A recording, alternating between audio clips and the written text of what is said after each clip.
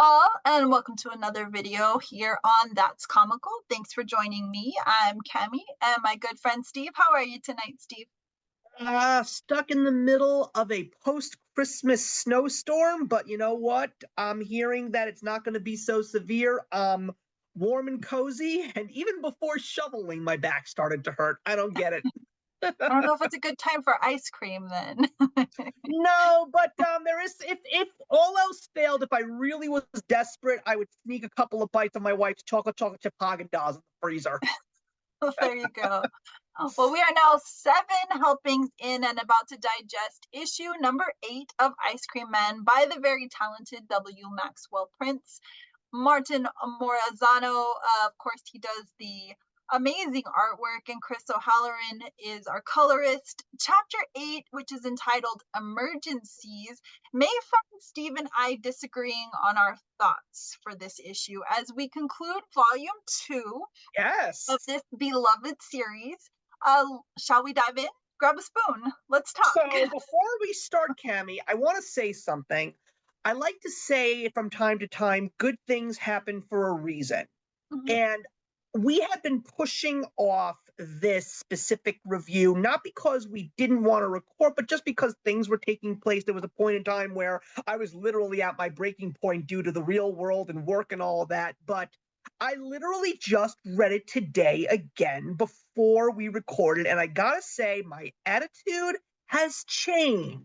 Okay, good, because I love this issue. I was really surprised when you originally had told me that you weren't digging it. You had some negative thoughts about it. You thought maybe it might be your least favorite issue, so I was a little worried. So I'm glad to hear you've had some Yeah. change of heart.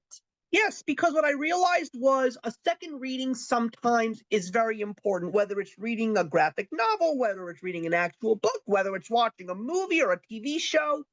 You hear the hype about something, and when you finally get the opportunity, it doesn't seem to hit you in the right way, but you wonder why that's the case. You wonder if there's something wrong with you. Maybe I just need to give this a second glance. So I definitely am not going to say that it's my favorite issue, but what I definitely am going to say is it now officially makes sense. I understand why it's here. And for something that when I read it for the first time, this was my third time reading it now. So my second time reading it for the video, I don't know. It felt like it was all over the place. I didn't understand it. It just seemed too chaotic. And then it was all about that last panel. And now reading it a second time, trying to get a better glimpse and maybe be a little bit more focused, I was like, okay, now I understand. Not just that, there's another little something that I'm really excited to talk about because of it's going to bring me back to another thing that I adore so much about W. Maxwell Prince. All right, interesting. Can't wait to get in that little tidbit. This one actually starts off with the panel that's behind me, and we have this very chaotic scene. Just about everything violent that could go on is going on. We've got house fires, we've got a murder, we've got a dead body, we've got a couple of dead bodies. We've got this looting going on in the streets. There's just some crazy chaos, a vulture in the sky. And then you have this lifeline just above, and the lifeline simply indicates in a black box there's this voice. And so the voice tends to carry a melodic melody kind of throughout this particular issue, where we're going to continuously talk about this voice. And really, it's just kind of like the divine intervention that you have, that is your center, your what the voice that you hear of reason, the kind of the voice that guides you between the difference between right and wrong. And it's said that only less than 1% do not have a conscience. That is the void. That is like the quintessential evil. And I've seen some documentaries of some people who definitely appear as though they don't have a conscience, but 99.9% of us have a conscience. And a lot of us choose to not listen to it when we're supposed to. We hear the voice of reason, we hear the this is wrong, this is so very wrong, and this is the right path, and then we, choose otherwise. It's lessons, it's life, and really that's what this particular issue is all about. We start off inside an ambulance, kind of viewing this very morbid scene that's happening outside. And we're talking about kind of this melodic idea to life, that this is a very somber song that just kind of plays in the background. It's kind of like the soundtrack to your life, if you will, when we choose to avoid that conscience. And everything around us just seems to be negative and dark and dismal. But in actuality, what our narrator's trying to tell us is it's all very normal, that we should very much listen to the dark.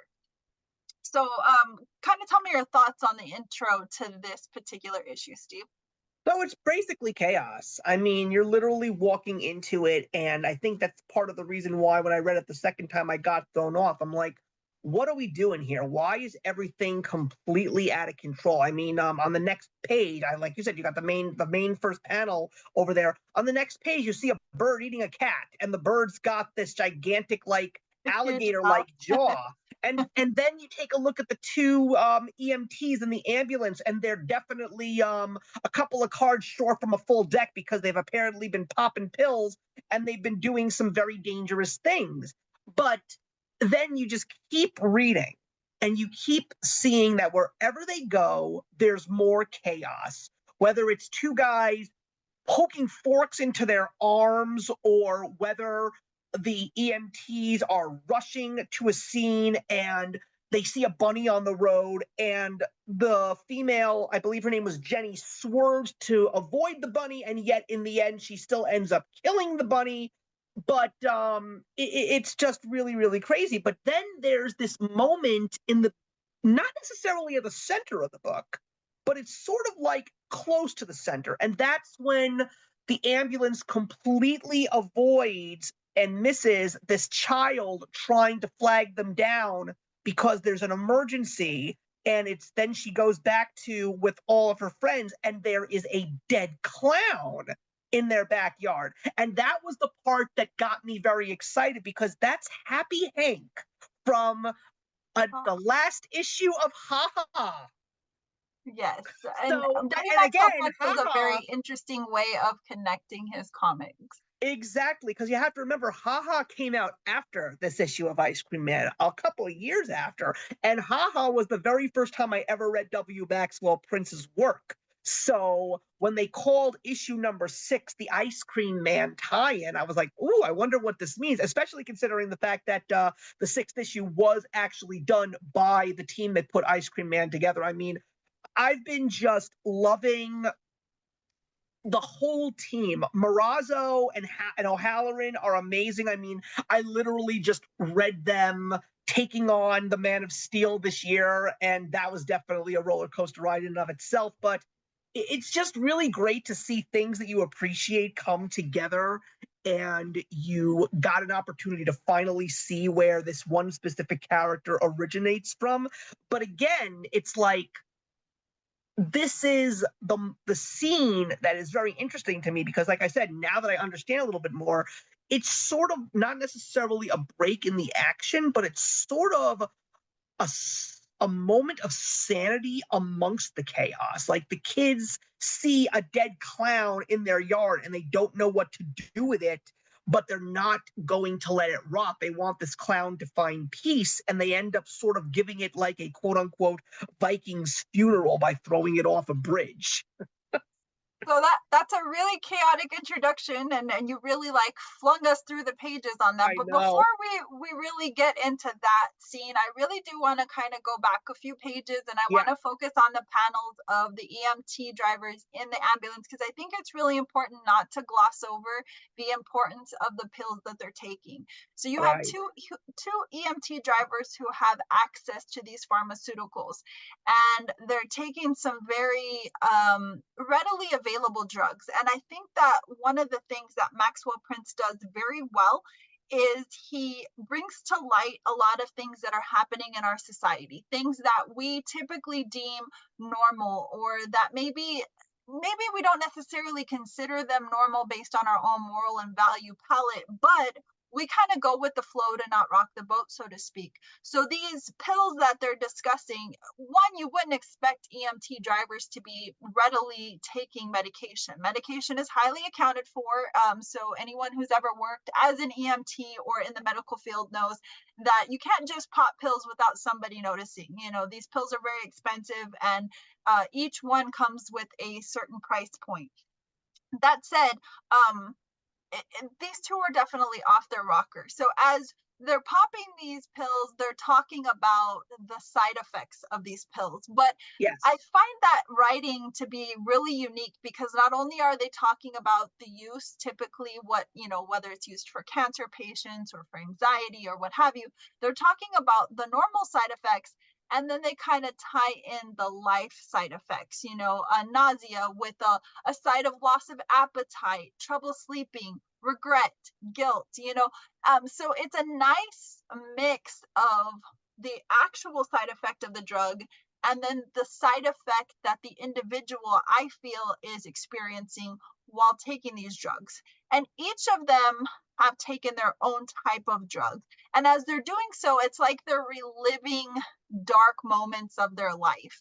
And in a way, this medicine is kind of used as a euphemism to the past and to the future. So I just found that really unique, and I didn't want to just gloss over that because I really think it sets the precedence for all of the things we encounter, which inevitably gets us to the part that you had just spoken about, where you expect an ambulance driver to be kind of a saving grace. You call 911, an ambulance comes, and in a sense, that's a calming for the person on the other end of the tragedy, because even though you might not be able to save the person per se, you're giving them a chance at possibly a positive outcome from a terrible situation. So you have Hank lying there with a gunshot wound to the head, not really sure what's happening. You have all these children surrounding him, which in and of itself is a really sad thing because you have all these kids remembering when he actually went and performed as an entertainer at some of their parties. So they have happy memories all while he's lying there in his own pool of blood. And the ambulance just drives right by. Yeah. So you already know something is up in this story because the saving grace isn't doing its job. They're popping pills and driving by the scene of the incident. So you have this kid like, hey, wait, they didn't stop. And so that leads us to the children making their own decision that, well, we have to do what's right for him. And in that moment, they decide, oh, well, we need to make an adult decision and give him a funeral because to them that's kind of a respectful finality. Let's do what the right thing, but they don't give him a proper burial. They do, as Steve alluded, a Viking funeral. Take him to a local bridge and drop him over the side and make him fish food. Yeah, but like I said, it really is in a weird way the order amongst the chaos because the rest of the story just goes right back to where we begin. I mean, we even see the two AMT workers in the next couple of scenes at the diner, and that's where we see even more chaos, a little bit more up close, like with the two truckers poking their arms with forks like they're playing a weird game. And then the EMT people are just sitting there talking about the side effects of the pills, like when are these things going to kick in? And then you see that very unusual imagery of them, and I think that that's not necessarily what they're actually seeing. I think it's more of this is what they hope that they're going to see. you Like you really you're Kokoro, jumping pages Sakura at said, rapid speed tonight. You yeah, are like moving through this comic. Yeah, that's yeah, the hallucinogen. So the drug yeah, that he's taken has provided hallucinogen to him. But again, you know, as quickly as you're moving through these pages, I think once again it's important because even after the Hank scene where they dispose of his body over the bridge, then we go from the male EMT driver to the female EMT driver, mm, both taking very different drugs and both kind of giving us a background to their life. And in that, there's just so much euphemism to tragedy and bad things that have happened to them. And I really think this is just very reminiscent of life and the things that we sometimes try to mask using these drugs. You know, we're all vehemently aware that we live in a society where doctors are not inclined to heal people. They're inclined to just take these pharmaceuticals because they're pumped with it and that's how they make their money, and they make people comfortable. They don't heal people anymore. People don't go to the doctor with the notion that, oh, I have cancer, let me go see a cancer doctor and I'm going to come out of this on the other side. So Right. many people go to these specialists just hoping for a chance at life because we don't know, are we going to get that good doctor that's really going to try to help us find a cure, or are we going to get the one that just gives us pills to mask the symptoms?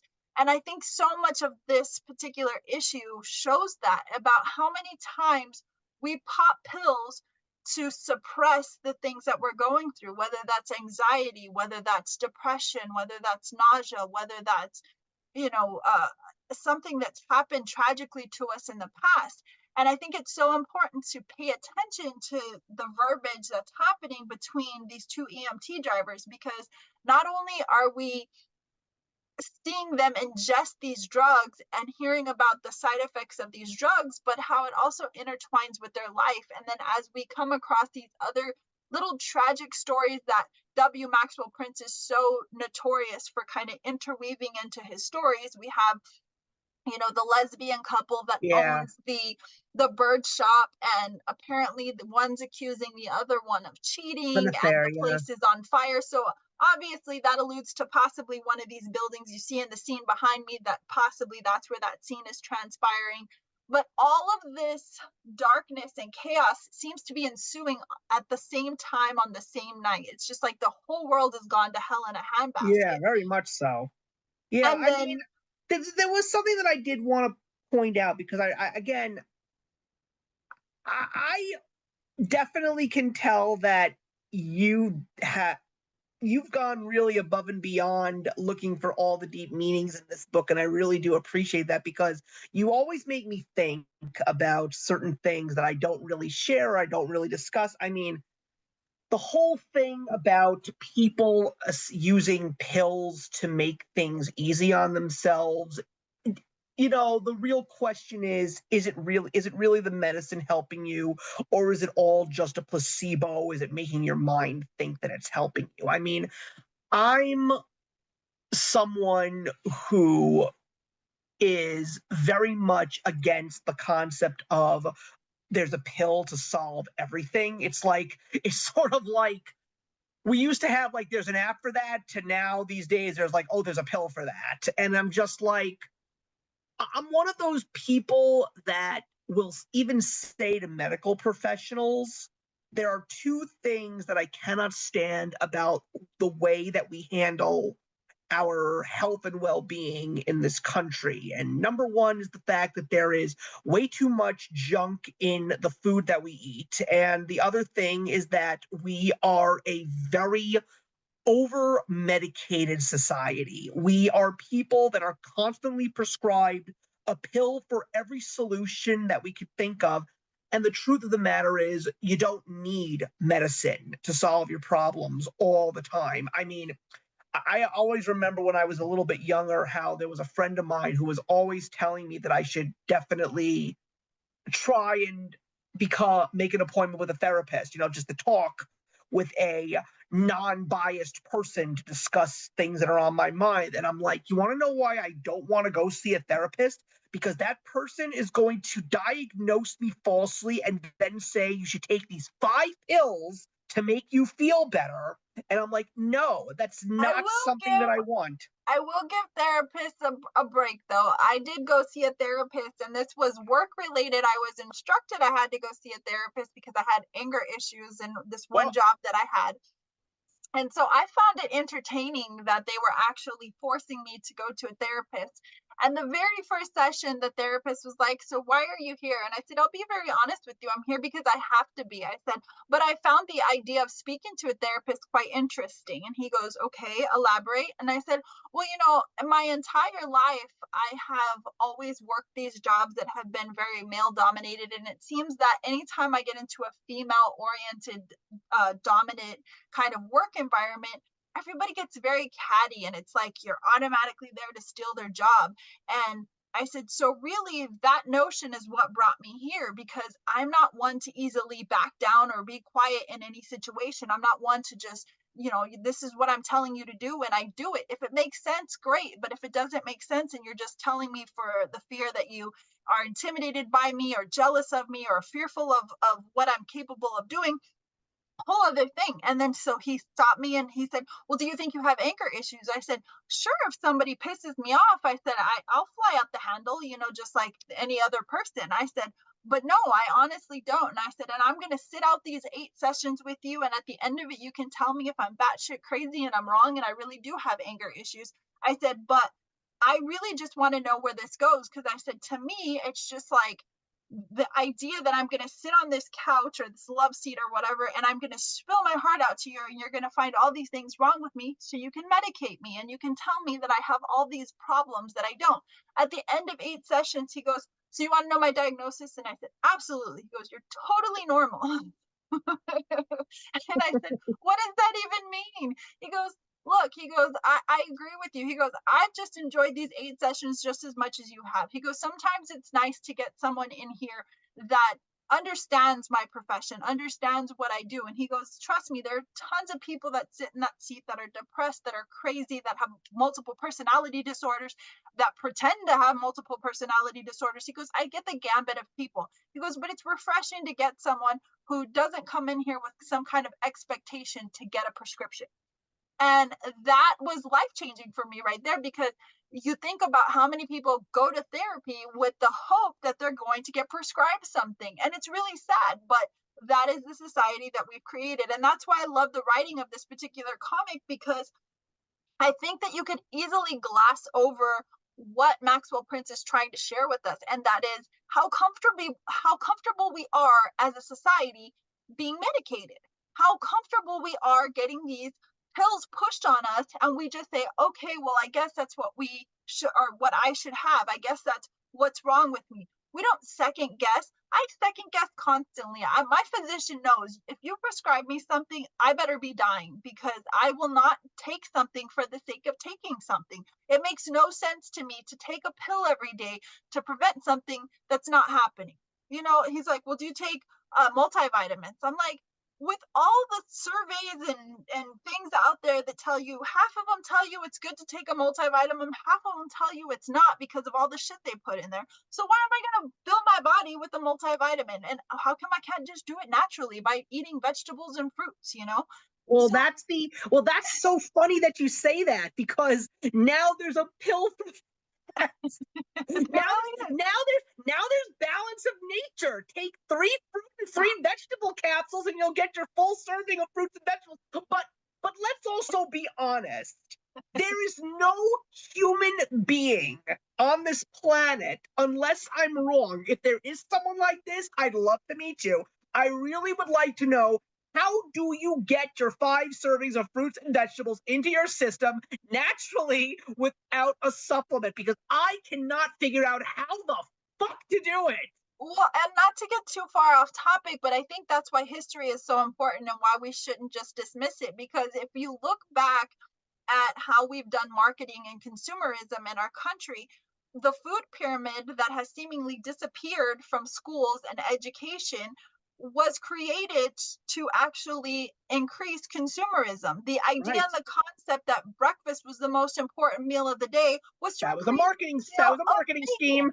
Yes. And so when you think about it, we have been sold lies our entire life at the profit and behest of someone else. So all of that is just bullshit. And to have pharmaceuticals wrapped up in it makes complete and perfect sense, because we have tainted our food system so poorly that we can no longer trust that we are going to the grocery store and buying nutritional foods and feeding our bodies. That's why people are going old school and homesteading now, and growing vegetables the old school way on their farms, and creating farms and things like that, because we don't trust the system anymore. And it sounds crazy, like we're all wearing tinfoil hats, but it honestly, stories like this sound crazy and they sound fictional, but there's so much truth in them. And I think that's why I connected so much to this particular issue, because I was like, damn, this is so spot on. It's When it's people it's can be really so funny. bold and so blunt and so in your face about what we're doing to our bodies, what we're consuming,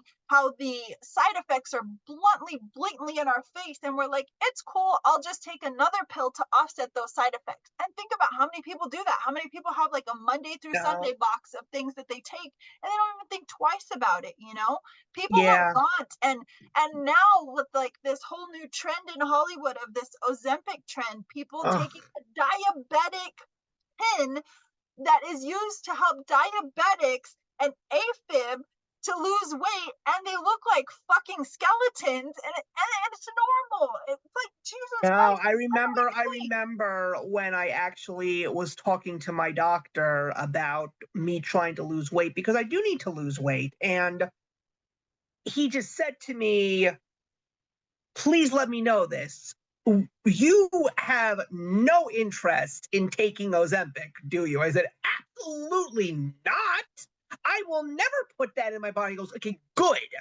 But no, it's just like what I have definitely I've been saying this jokingly, but to every joke, there is a little truth. And I promise we should get back on track with the story. But I always say the only way to lose weight is to put down the fork. You just have to stop eating. Your body doesn't need to be satiated 24/7. I mean, there have been days where, I'll wake up in the morning and I will not be hungry.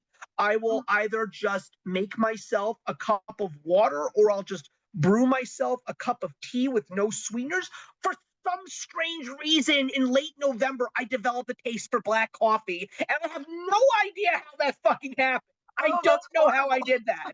I don't know how I did that. I even learned about something called bulletproof coffee, where you actually make black coffee and you put a spoonful of butter in it for intermittent Oh, fasting, yeah. because what that does is the fat in the butter actually classifies itself as an appetite suppressant.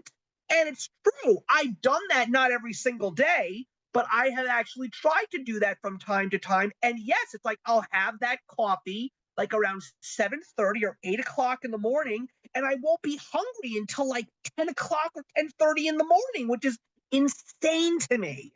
But Well, no, I believe that, yeah, the term breakfast comes from breaking your break fast. fast. And so, it's really up to the individual to say, okay, I'm hungry, I'm not hungry, I'm going to eat or I'm not going to eat. And whatever time you wake up, some people I think genuinely need it because they get up early in the morning and exercise, or, there's Yeah, various things.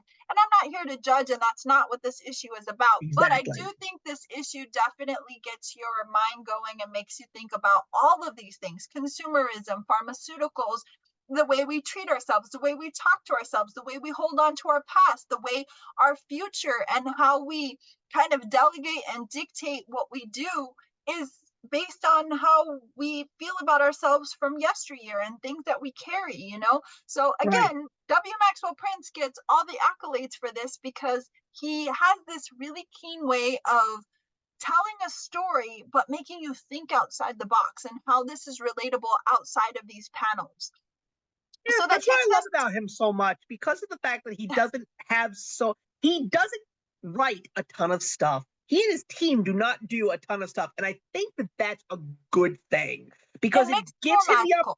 it gives him the opportunity, and it gives his entire team an opportunity to just take a step back, breathe, and Mhm. really put thought. That's why Ice Cream Man has lasted for as long as it has. It may not be making an issue every single month like most comic books, but it's preventing him from getting stretched thin. And that's a very good thing for him. That's why he's still one of the best writers in comic books right now. And it definitely gets people back into the stores to Yeah. pick up those issues, because I know that when I hear a new issue is out, I get really excited about it now because of how vested I am in his writing, in the color palette that I mean, there's just so much attention to detail in the way he Oh, tells yeah. the story. And I think that's what I love about reading his material, is that I go beyond the pages. You gave me a compliment earlier about how I deep dive, and that's just my natural way of reading, but I think I do it extra with him because I'm very conscientious of the colors he chooses to use, the things happening in the background, the dialogue between the characters, sometimes sidebar information. There's just, he really makes me think. And it kind of goes back to what you were saying at the beginning of our conversation, with sometimes reading it a second and third time really gives you a different perspective too, because there have been times where I have read it and been like, oh, that was probably my least favorite W. Maxwell Prince. But then I go back in and I'm like, you know what? I missed this part. And that kind of ties everything together. Exactly. So that kind of takes us to the scene in the diner, and that's about where the hallucinogens come through, and then we kind of have this sidebar between two truck drivers playing Porkies or whatever Russian they're called. fork. I don't know what Yeah. that game has ever been called, but where you kind of place the fork between your fingers, and they both have stabbed themselves. And then you have both of the EMT drivers there, kind of having a hallucinogenic moment, again, based on side effects. And then a robbery happens, and this young man that comes in kind of cites some biblical reference that he is angry because his whole life he has been told what to do. In other words, he's been indoctrinated with that Christian nationalism mentality, by being fed this verbiage of scripture, and that's how he needs to live his life. That makes him a good person. And I think that turns off so many people from faith and religion and God, because they are just inundated and spoon fed all the ways to make God happy, that they're living these really horrible lives. They're watching their parents and their families do unspeakable things, but yet living this Christian front or this religious front. And I won't just pick on Christians, because I've seen Catholics do it. I've seen, I've seen the gambit of people live kind of this double facade. This young man, it just seems like he's very Christian based on the scripture that's used here. And then the old man behind the counter is like, hey, you don't want to do this. You don't need to do this. And this has nothing to do with me. And then he looks at him and says, no, this doesn't have anything to do with you. It has to do with me. And then turns the gun on himself and commits suicide there in the diner. So again, very dark, very, More the chaos ensues. absolutely, yeah, the typical W. Maxwell Prince. And again, our EMT drivers are completely oblivious to what's occurring inside the diner and use this as an opportunity to now dine and dash. And so they find themselves back in the ambulance, and you kind of have this mob idea where you kind of see everything coming together. But as the words that we saw in the beginning of this kind of lifeline and these just kind of like black boxes, it's a reminder to the reader that what we should remember, I guess, that there is no such thing as enemies. There is, yes, this bad song from an ice cream truck, which I love because we always tie in the ice cream.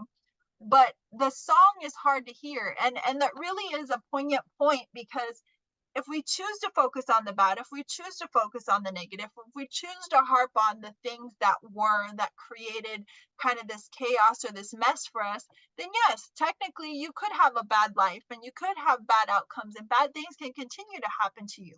But in that, if we just listen to the voice, we are all one.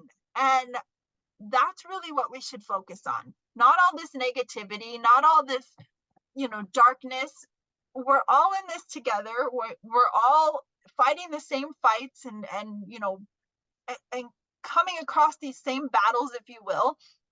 How are we going to deal with this? Are we going to keep fighting each other? Are we going to keep being nasty to each other? Are we going to keep making this more difficult? Or once and for all, are we just going to fall back into love? And the EMT drivers were talking about it. I think every storyline that we come across is void of love.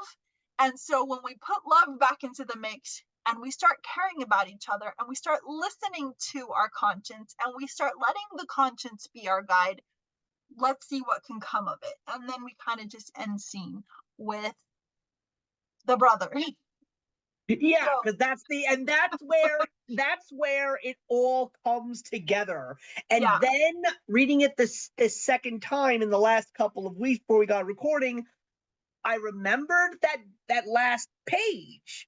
yeah, The page with Caleb with a knife in his neck on life support. And then this next time I was like, oh. Yeah, it all comes full circle. You can't have the balance between sanity and chaos has been fractured. And Yes. that is why we have this crazy book. Yeah. Because Rick has stabbed Caleb in the neck, as he said he would. Yes, and so we end arc 2 and issue 8 with what we assume is a flat line. Will we see Caleb again? That's to be determined. But that does conclude the second arc. That does conclude issue number 8. Honestly, this was one of my favorites. I really like the way this made me think. I like the way that it made me feel. And I know that sounds weird because it's very dark, it's very ominous, it's full of violence, but I didn't love it for those reasons. I loved it for all the reasons that it pulled me out of the darkness and it made me look for the light. And I think that is a very unique quality that W. Maxwell Prince possesses. And I think he's chosen a really good staff in his artistry and his colorist in helping us to kind of weave that together and find that light in the dark. So again, Yep. bravo, bravo. Yep. I really Yep. enjoyed this. Right. So this will be our final Ice Cream Man by the Scoop for 2025. I mean, Yes. to a certain degree, I'm not upset about the fact that we're not like on volume 8 or 9 right now. I'm actually sort of glad that we're like taking our time willingly and unwillingly all at the same time, because it's always great to come back to this particular comic. It's just like nothing you've ever seen before. And considering how much I will rant and rave about everything from the Energon and Ghost Machine universe to the nostalgic titles, I always come back to Ice Cream Man excited and filled with anticipation for something that is just going to be completely out of the norm, because that's what Ice Cream Man always is. In the words of the great Monty Python, and now for something completely different. That's Ice Cream Man. Here. Well, this has been a fun journey. I'm looking forward to starting the new arc with you in the new year. Yeah. And thanks for joining me. To all of you, thanks for joining us. If you happen to be joining us on a Wednesday, happy new comic book day.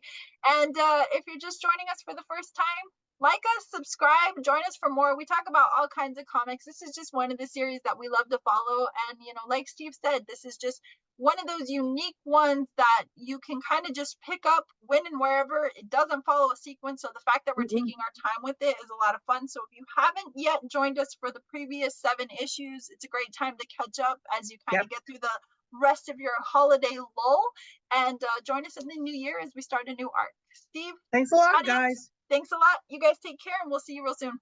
See you all. Have a happy and safe new year, everybody. Yes, happy new year.